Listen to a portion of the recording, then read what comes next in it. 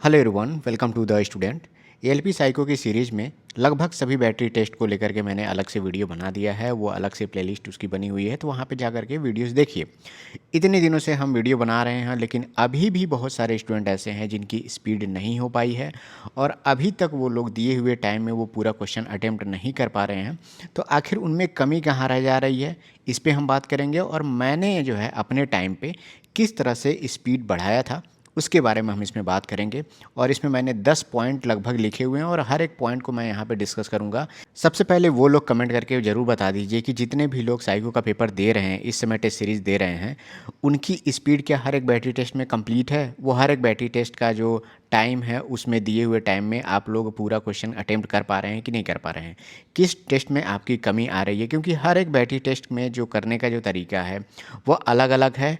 किस में आपको किस तरह से चलना है, किस तरीके से अप्लाई करना है, कौन सा ट्रिक यूज करना है जिससे आपकी स्पीड बढ़ जाए, तो हर एक बैटरी टेस्ट का अपना अपना अलग तरीका है। लेकिन ओवरऑल जो है किस तरह से आप स्पीड को थोड़ा सा इंप्रूव कर सकते हैं, टेस्ट सीरीज देने का तरीका क्या होता है, उसके बारे में हम इसमें बात करेंगे। इसको लेकर के मैंने 10 पॉइंट यहाँ पे लिखे हुए हैं। पहला यहाँ पे पॉइंट ये है कि always use computer and mouse. Very very important है और ये सभी लोग अभी तक मुझे लगता है करते हुए आ रहे होंगे। शुरुआत में इस पॉइंट को लेकर के थोड़ी समस्या थी। कुछ लोग मोबाइल पे, टैब पे इस तरह से अपना टेस्ट सीरीज दे रहे थे, लेकिन वो अब लोग छोड़ चुके होंगे और सभी लोग, मुझे उम्मीद है कि कंप्यूटर और माउस का यूज करते होंगे और ये बहुत ही ज़रूरी है। इसी से ही आपको पता चल पाएगा कि एग्जैक्ट मेरी स्पीड क्या है, हर बैटरी टेस्ट में मैं कितना अटेम्प्ट कर पा रहा हूँ। दूसरा पॉइंट यहाँ पे है कि 5 minute practice of sitting without body movement. ये वेरी वेरी इंपॉर्टेंट है कि जब भी आप टेस्ट सीरीज देने बैठ रहे हैं, तो जब भी आप कोई भी बैटरी टेस्ट जैसे ही आपके सामने ओपन हो रहा है, तो अपने बॉडी का मूवमेंट ज़्यादा मत करिए, पूरी बॉडी मत हिलाइए। आपको स्क्रीन पे देखना है, आप एक तरफ से देख रहे हैं और दाहिने हाथ से आपका माउस है और उसी माउस से आपका मूवमेंट कर रहे हैं। बार बार आपको माउस भी नहीं देखना है, ना कि आप पूरा शोल्डर मूव करा रहे हैं, ना आप जो बैठ रहे हैं उसका पोजीशन बार बार चेंज कर रहे हैं, कभी पीछे बैठ रहे हैं थोड़ा सा, कभी आगे सरक के बैठ रहे हैं। तो इस तरह की चीज़ों को आप अवॉइड करिए। सबसे पहले आप कोशिश ये करिए कि कम से कम 5 मिनट तक मैं एक चेयर पे एक ही पोजीशन में बढ़िया से आराम से बैठा रहूँगा और कुछ भी मैं हिलूँगा डुलूँगा नहीं। आराम से सांस लेना है और एक एक करके हर एक क्वेश्चन को कंप्यूटर पे अपने नज़र बनाए हुए करते रहना है। इसकी प्रैक्टिस आप ज़रूर करिए। इतना करने से आपके हर एक बैटरी टेस्ट में 10 से 15 सेकंड का टाइम आपका बचता है। होता क्या है, इसमें गलती क्या होती है, जब अपने बॉडी का बार बार मूवमेंट कराएंगे आप, तो आपका आई का जो देखने का जो जगह है वो बार बार बदलता रहता है, बार बार कन्फ्यूजन होती है। कभी आप यहाँ देख रहे हैं, कभी आप वहाँ देख रहे हैं। यस नो टेस्ट में कभी ऊपर देख रहे हैं, आप भूल जाते हैं कि मैं 5वां क्वेश्चन देख रहा था कि 6ठा क्वेश्चन देख रहा था। ये कैसे होता है, जब आप बॉडी बार बार मूव कराएंगे तो इस तरह से क्वेश्चन आपका स्किप हो सकता है। तो इसको थोड़ा सा आप ध्यान दीजिए। तीसरा पॉइंट यहाँ पे है कि practice on eye movement. Very very important ये भी है कि अगर आप टेस्ट दे रहे हैं तो कोशिश करिए कि स्क्रीन बहुत बड़ा नहीं होता है आपके सामने, ये छोटी सी ही स्क्रीन रहती है कंप्यूटर की, और उसमें आप केवल आंखों का मूवमेंट करा करके पूरी स्क्रीन को कवर कर सकते हैं, आप देख सकते हैं। तो बॉडी मूवमेंट आप जो है स्टॉप रखेंगे, केवल आंखों के मूवमेंट पे आप प्रैक्टिस करेंगे, तो धीरे धीरे आप देखेंगे कि मेरी स्पीड बढ़ रही है। क्योंकि अब इससे क्या होता है कि एक एकाग्रता जो है आपकी बढ़ती है और हर एक टेस्ट में आप 3-4 क्वेश्चन, 5 क्वेश्चन और एक्स्ट्रा आप कर पाते हैं। तो इसका भी आपको प्रैक्टिस करते रहना है। फोर्थ नंबर का पॉइंट है कि fast mouse click without too much mouse movement. ये पॉइंट भी बहुत इंपॉर्टेंट है। होता क्या है कि जैसे मान लीजिए आपकी स्क्रीन पे ए, बी, सी और डी, आपका कर्सर यहाँ पे है, ठीक है। अगर आपको सी पे क्लिक करना है तो आपका कर्सर सीधे डायरेक्ट यहाँ पे आना चाहिए। होता क्या है, जब आप हाथों के मूवमेंट ज़्यादा कराते हैं, माउस का मूवमेंट ज़्यादा कराते हैं, तो पहले आप लेते आते हैं यहाँ पे, फिर इधर लेके जाते हैं। तो इधर लेके गए, कभी क्या होता है कि आप यहाँ पे लेके चले आए, फिर पीछे लेकर के आ रहे हैं और सी पे तब क्लिक कर रहे हैं। तो इतने में आप क्या कर रहे हैं, 1 2 3 3 या 4 मूवमेंट के बाद अपने हाथों का आप सी ऑप्शन तक पहुँच रहे हैं। तो इससे क्या होगा कि हर एक क्वेश्चन में इतना 4 मूवमेंट करने में आपका 1 सेकंड का लॉस तो मिनिमम होगा ही होगा आपका। अगर कम से कम 50 क्वेश्चन है उस बैटरी टेस्ट में, तो आप मान के चलिए 40 से 50 सेकंड का आप लॉस कर रहे हैं, जिससे आप चाहे तो इतने 40 से 50 सेकंड में कम से कम 3 से 4 क्वेश्चन और कर सकते हैं। अब सी पे जैसे ही आप क्लिक कर दे रहे हैं, अगर आप अपने हाथों से माउस को फिर इधर लेके चले जा रहे हैं, कहीं स्क्रीन के इस कोने पे लेके चले जा रहे हैं, तो इस तरह से क्या होगा कि माउस मूवमेंट बहुत ज़्यादा हो जाएगा। तो इसका आपको ध्यान देना है, इसका भी नुकसान होता है। फिफ्थ नंबर का पॉइंट है कि don't cross check the question. ये भी बहुत इंपॉर्टेंट है कि कुछ बैटरी टेस्ट में ऐसे हैं कि जिसमें समय कम रहता है, नंबर ऑफ क्वेश्चन बहुत ज़्यादा रहते हैं, लेकिन उसमें गलत होने की संभावना कम बनती है क्योंकि आप हड़बड़ाहट में उसमें गलती करते हैं। तो होता क्या है कि जिनका कॉन्फिडेंस थोड़ा लो है वो क्या करते हैं, एस नो वाले टेस्ट में कभी कभी जल्दीबाजी में देख लें और उन्हें लगा कि बराबर है, यस पे क्लिक कर दिया, फिर उनके मन में तुरंत डाउट बन जाता है, यार कहीं ऐसा तो नहीं है गलत कर दिया हो, क्योंकि मुझे ये क्वेश्चन, भाई जाहिर सी बात है साइको का टेस्ट है, हर एक बैटरी टेस्ट में हर एक क्वेश्चन आपको आता है, बस अब इसमें स्पीड का ही खेल है। तो आप सोचेंगे कि यार कहीं गलत ना हो गया, तुरंत आप उसको एक बार और क्रॉस चेक करते हैं। आप जल्दबाजी में पूरे 96 क्वेश्चनों में से अगर आपने 20 क्वेश्चन को भी क्रॉस चेक किया तो भी आपका इसमें नुकसान ही नुकसान है। तो एक बात अपने मन से निकाल दीजिए कि पहले कि हमें क्रॉस चेक नहीं करना है क्वेश्चंस का। क्रॉस चेक करेंगे तो हो सकता है टाइम कम पड़ जाए, या फिर हो सकता है समय से पहले भी आप कर ले जाएं, तो अच्छी बात है, लेकिन टाइम अगर कम पड़ रहा है तो ये कारण अगर आपका है क्रॉस चेक करने की गलती आप कर रहे हैं, तो इसको आप अपने दिमाग से निकाल दीजिए। धीरे धीरे जब आप पूरा क्वेश्चन अटेम्प्ट कर ले जाएंगे तो ऐसे जब प्रैक्टिस करेंगे तो क्रॉस चेक करने की ज़रूरत नहीं पड़ेगी, वो एक्यूरेसी आपकी धीरे धीरे बढ़ती जाएगी। नेक्स्ट यहाँ पे 6 नंबर का पॉइंट है कि take rest between two batteries. दो बैटरी टेस्ट के बीच में जो भी आपको टाइम मिल रहा है उसमें रेस्ट करना ही करना है आपको। आप ये मत ध्यान दीजिए कि पिछले बैटरी टेस्ट में मैंने इतना अटेम्प्ट कर पाया, या फिर वो मेरा इतना गलत हो गया, या फिर मेरा इतना क्वेश्चन छूट गया। इसके टेंशन में आप रहेंगे तो अगला बैटरी टेस्ट भी आपका ख़राब हो जाएगा। तो ये अपने दिमाग से निकाल दीजिए, आपको 1 मिनट 2 मिनट 4 मिनट जितना भी टाइम आपको मिल रहा है उसमें क्या करना है, आप आँखों को थोड़ा सा आप रेस्ट दीजिए, बंद करिए, और उसमें क्या है कि आप एक डीप ब्रीथ लीजिए। जितना ज़्यादा डीप ब्रीथ लेंगे बॉडी में जितना ऑक्सीजन की मात्रा बढ़ेगी, आपकी बॉडी उतनी जल्दी रिलैक्स मोड में जाएगी, और आपके माइंड को जितना ज़्यादा ऑक्सीजन पहुंचेगा उतना तेज़ी से वो काम करता है।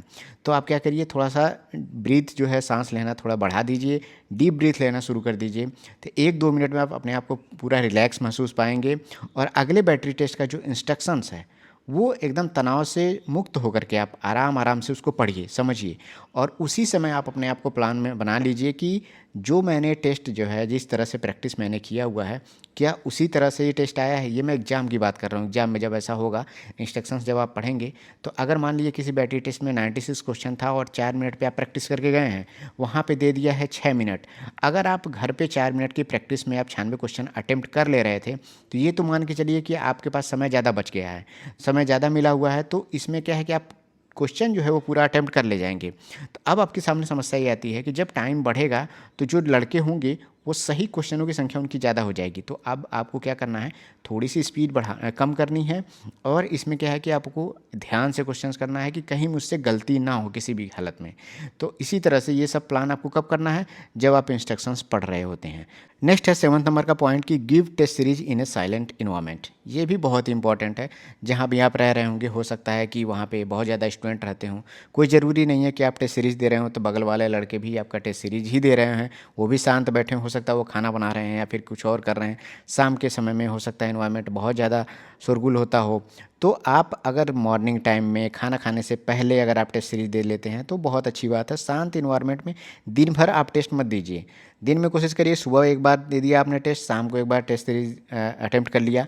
फुल बैटरी टेस्ट की अगर बात की जाए तो टोटल आप दिन में एक ही फुल बैटरी टेस्ट दीजिए, मतलब 5 बैटरी टेस्ट का।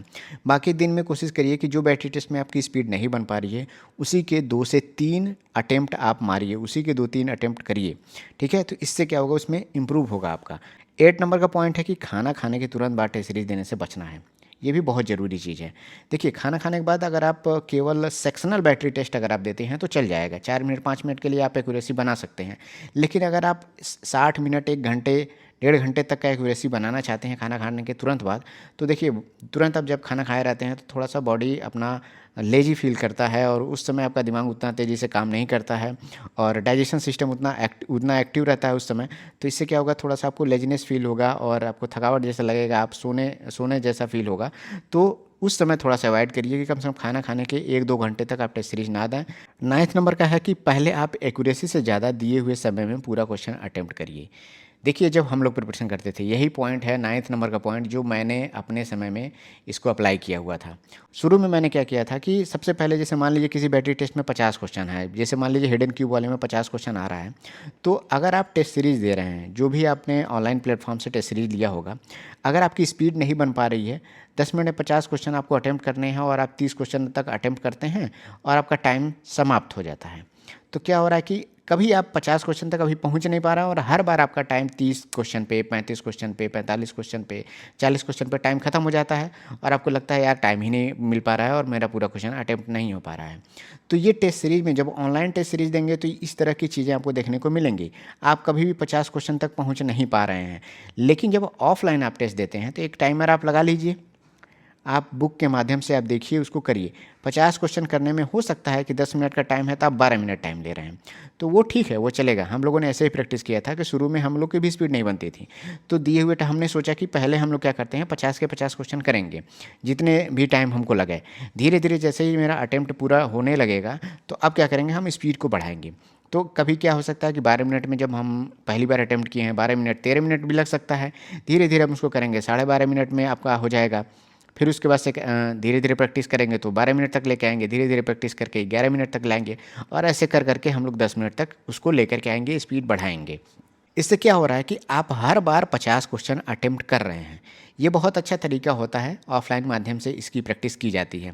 देखिए होता क्या है कि जैसे मान लीजिए कोई भी आप एग्ज़ाम दे रहे हैं जिसमें रेस दौड़ का मतलब होने वाला है, फिजिकल होता है वहाँ पे। तो अगर आपसे कहा जाए 5 मिनट में आपको 1 किलोमीटर दौड़ना है, तो क्या है कि अगर आप शुरू में प्रैक्टिस अगर इस तरह से कर रहे हैं कि 5 मिनट तक मैं दौड़ूंगा और इतने टाइम में मैं धीरे धीरे स्पीड बढ़ाता रहूँगा, ये गलत तरीका है। सबसे पहले आप 1 किलोमीटर दौड़ने की स्पीड बनानी है आपको। 1 किलोमीटर हो सकता है शुरू में आप 10 मिनट लगाते हों, 15 मिनट लगाते हों, ठीक है, आप लगाइए, लेकिन सबसे पहले 1 किलोमीटर दौड़ने की प्रैक्टिस हमें करनी है। धीरे धीरे क्या करेंगे, पहले हम 15 मिनट लगाते थे, फिर हम इसको थोड़ा सा स्पीड बढ़ा के 14 मिनट में दौड़ेंगे, फिर 13 मिनट में दौड़ेंगे और इस तरह से करते करते हम प्रैक्टिस करेंगे और एक समय ऐसा आएगा 5 मिनट या 5 मिनट से कम में हम 1 किलोमीटर दौड़ ले जाएंगे और यही हमारा एग्ज़ाम में, फिजिकल में हमें चाहिए।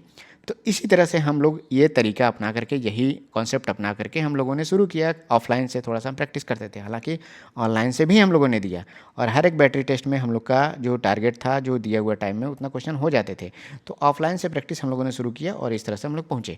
अगर जो लोग इस तरीके को अपनाना चाहते हैं तो वो लोग अपना सकते हैं। शुरू में देख लीजिए आप 2 4 3 10 दिन प्रैक्टिस करके कि नंबर ऑफ क्वेश्चन कम से कम उतना करिए। टेस्ट सीरीज में क्या है कि 96 क्वेश्चन अगर आपके यस नो टेस्ट में है और आप 60-70 क्वेश्चन तक अटेम्प्ट पहुंचा पा रहे हैं, तो आप हर बार टेस्ट दे रहे हैं और 60-70 क्वेश्चन कर करके छोड़ दे रहे हैं क्योंकि टाइम खत्म हो जा रहा है। तो आप कभी 96 क्वेश्चन एक बार में आप अटेम्प्ट ही नहीं कर रहे हैं, तो आप सोचिए कैसे आप अपना उतना अटेम्प्ट पहुंचा पाएंगे। तो कम से कम एक बार ये शुरू करिए कि 96 क्वेश्चन तक पहले मुझे करना ही करना है, चाहे मुझे कितना भी टाइम लगे। फिर उसके बाद से हम क्या करना है, हमें कि धीरे धीरे अपनी टाइम को कम करना है और 96 क्वेश्चन हमें हर बार अटेम्प्ट 96 क्वेश्चन करना ही करना है और टाइम को हमें रिड्यूस करना है। ये बहुत ही अच्छा कॉन्सेप्ट है 9th नंबर का, इसका थोड़ा सा आप यूज करिए, इससे आपके नंबर ऑफ क्वेश्चन की संख्या बढ़ेगी। नेक्स्ट है 10th नंबर का जो पॉइंट है, कहा जा रहा है कि बहुत ही लेंदी स्टेटमेंट वाले क्वेश्चन से बचना है।